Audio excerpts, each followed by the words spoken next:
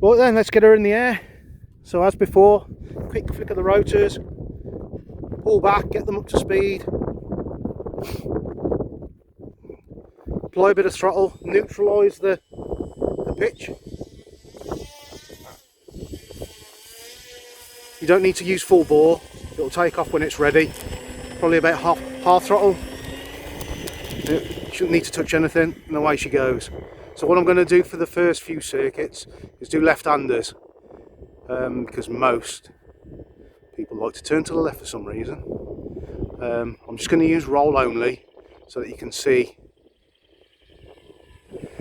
the difference. So I'm just using the roll on the head just to turn. I'm not using the rudder. What I'm having to do is just give it a little bit of rearward tilt as it's going around, just to keep the nose up. So that's at about 3/4 throttle.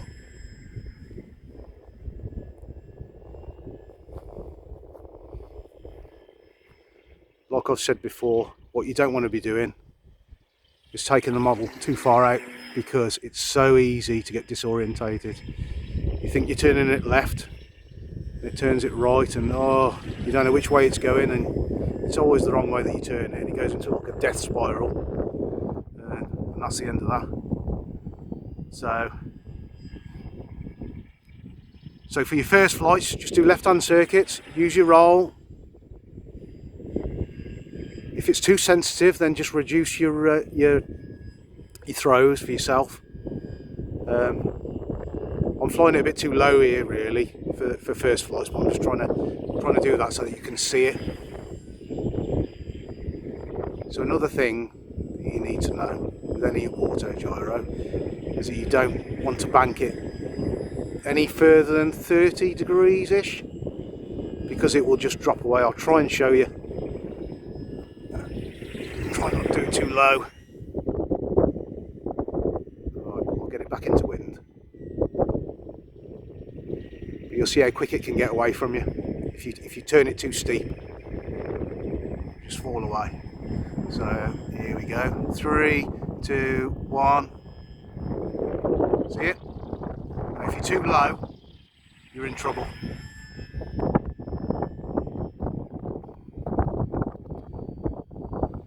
So don't take it too far away.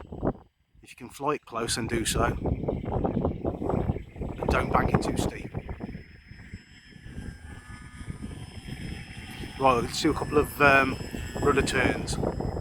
So I prefer rudder turns because you've got a little bit more control. So basically what I'm doing, I'm going to give it left rudder in a minute.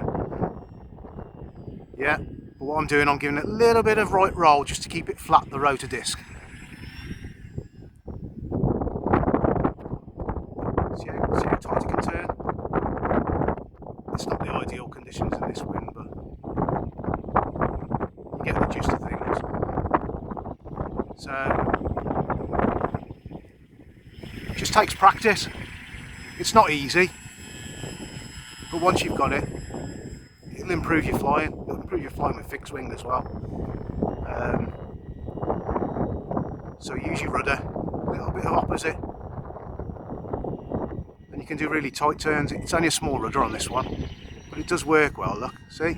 But I'm just giving a little bit of opposite roll, so it's a bit of right stick, a full left rudder. But you can see how it works.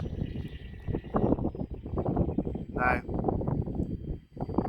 when you're controlling your height, try not to use your elevator, your pitch control, because that just acts like a brake. So if you want it to climb, use your throttle. If you want it to descend, cut your throttle. If you want to slow down, then you can use your I'll show you. So I'm going to pull back on my rotors at speed, and it acts like a brake, look. See?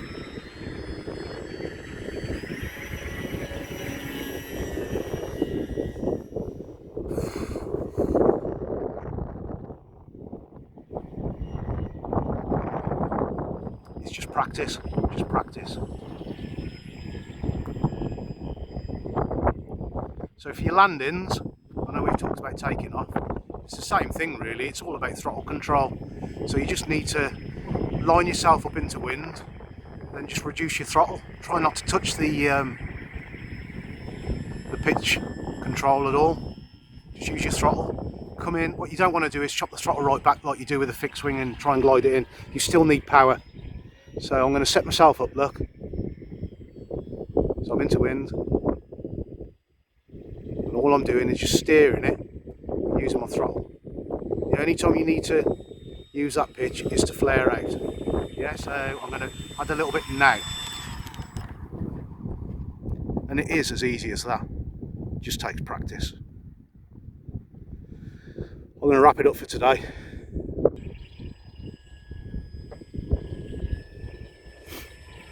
So if you want to test the centre of gravity to know that you've got it correct, I mean you should be somewhere near if you stuck to the plans, if you've got the correct angle within the tolerances given. This is the easiest way to test it. I mean, I don't know whether you can see it very well. What I'm going to do, I'm going to get it up, turn it into wind, and then just chop the throttle. Yeah. So the motor's cut now. I'm not touching anything. Can you see how the model's moving forwards? Yeah, with its nose down. You know you've got it right. Okay, gyro nuts. That's it, the Whippit X. If you fancy a plan, send me an email. I'll link the email down below. I've not got any in stock at the moment, but it only takes a week to get hold of them. I hope the video's been of some use.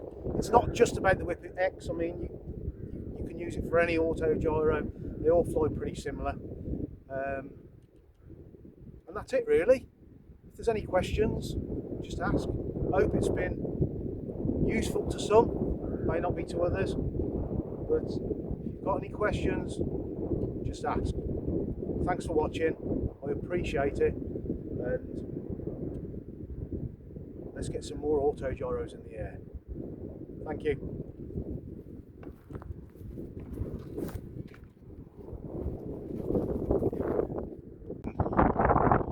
So what I'm going to do, I'm going to bank it over and you'll see how quick it gets out of hand.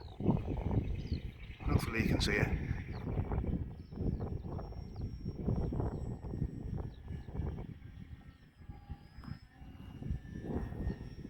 So I'm going to bank it over in 3, 2, 1. See it? See how quick it goes out of hand? Oh, there we are, we've lost my battery. And this is an auto gyro.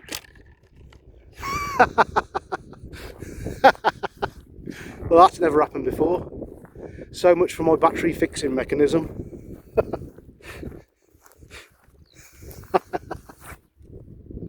Well, that was embarrassing.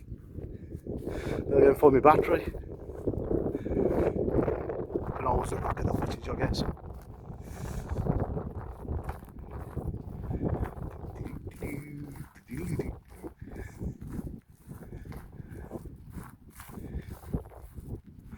Where is it?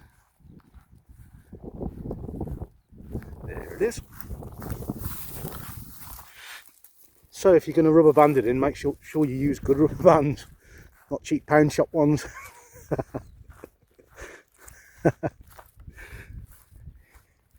Hopefully there's no damage, it's quite a tough machine.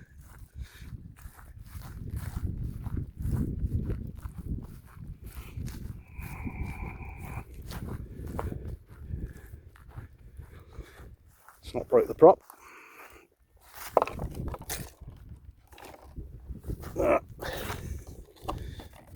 And we're good, we're good.